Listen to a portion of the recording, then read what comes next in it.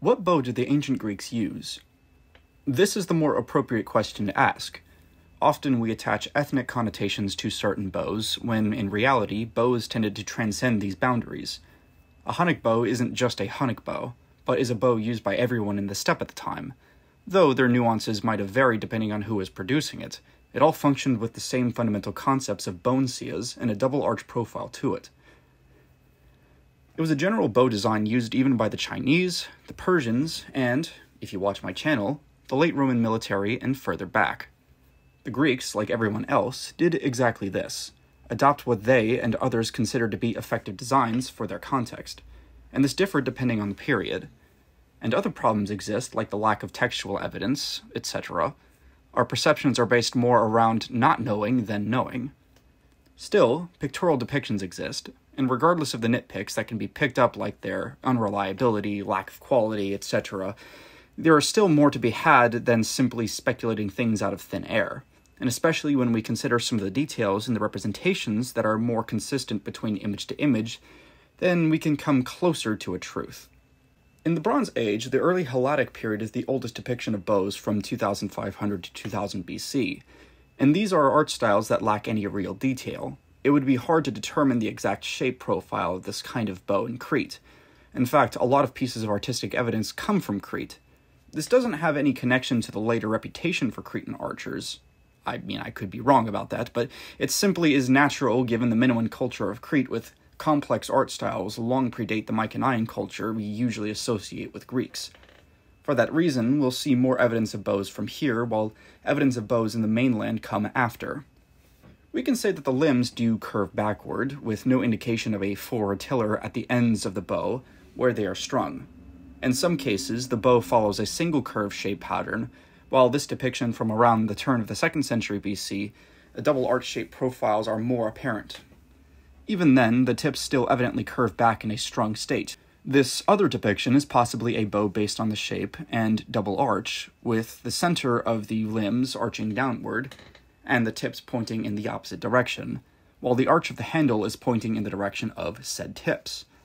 One may be tempted to conclude the tips as a forward tiller, but considering that the line moving across, it could be the string, just with errors, then we are seeing the string connect with each tip on the side it is pointing, indicating it is, in fact, strung and not unstrung. So, this is a bow that's been braced with the tips pointing back. The tips pointing backwards is a pretty common portrayal regardless of the exact gripped to limb shape profile, whether it be double-arched or single-arched. If we were to use Phong typology, something more objective and straightforward, the flexion shape analysis indicates that in each case, the main characteristic is the deflex at the end of the limbs. Deflex indicating that the segment arches forward away from the holder. So, in both previous examples of the Minoan bow, we are able to identify a reflex handle with a deflex limb, hence they would be classified reflex-deflex. As for the single-arch bow, it's hard to classify whether it is a straight bow, meaning it is a straight line when unstrung, given we don't see these bows when unstrung. However, when strung, they do appear to have an aggressive deflex more toward the end of the bow. When connecting this to the double-arched reflex-deflex, we can reasonably assume that this tip's deflex characteristic remains. So, we can make the educated guess that bows of the Bronze Age in Crete, and by extension, possibly the mainland, were varieties of deflex bows. These aren't as efficient as types of reflex bows, but this is also contextual. Were these bows even being used in longer distances? Did they even have a long draw? Was it for hunting, warfare, or both? Why not just make a reflex-deflex reflex? Well, again, context. And 2, the absolute minimum of making a weapon effective is making it do what is basically designed to do, that is, to threaten. The basic gist of making archery effective is whether it hits a target. There are nuances depending on situation, but that is what an effective bow does. An arrow coming your way, whether that arrow is faster or slower, is still an arrow that presents a threat to your safety.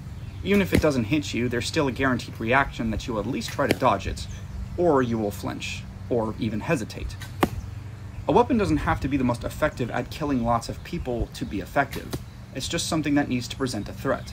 That very reason is why we still use knives and bayonets even to this day in the age of automatic rifles, aerial warfare, and intercontinental ballistic missiles.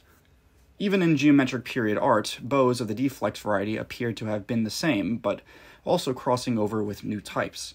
In the same way that rifles from World War II can still be seen used in warfare today simply because it's what is available to its user, while a more interesting example would be that the West Papuan rebels used bows and arrows alongside rusty Kalashnikovs. Todd Alexander Davis, in his dissertation Archery in Archaic Greece, notes 3 types of bow shape in geometric period vases, which he calls a simple segment, single curve composite, and double convex, which he labels Scythian, to his credit with a question mark.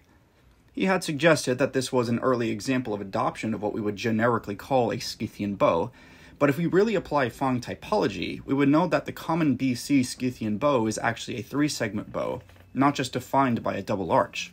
This would then be called reflex, deflex, reflex, as the handles curves back, the limbs curve forward, and the tips curve back.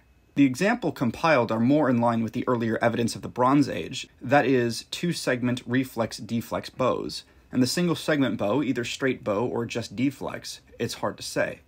The most notable addition of the geometric period is the evidence of the adoption of what he calls the single curve composite, though it's possible it could be either self or of a composite nature.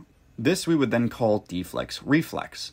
However, if we were to take the descriptions in the Iliad seriously, I would speculate that this 2-segment deflex-reflex is the most likely to be of a composite nature, as Davis labeled it, compared to the reflex-deflex.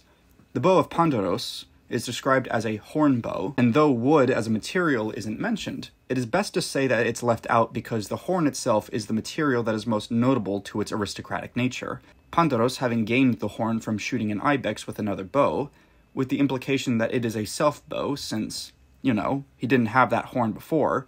If you watch my last video, it appears that composite bows are more associated with war, while self-bows are more associated with hunting. It's also said to be placed with tips of gold, which could be reminiscent of compound knocking implements as opposed to self-knocks, which could then justify shaping something in a more reflex manner.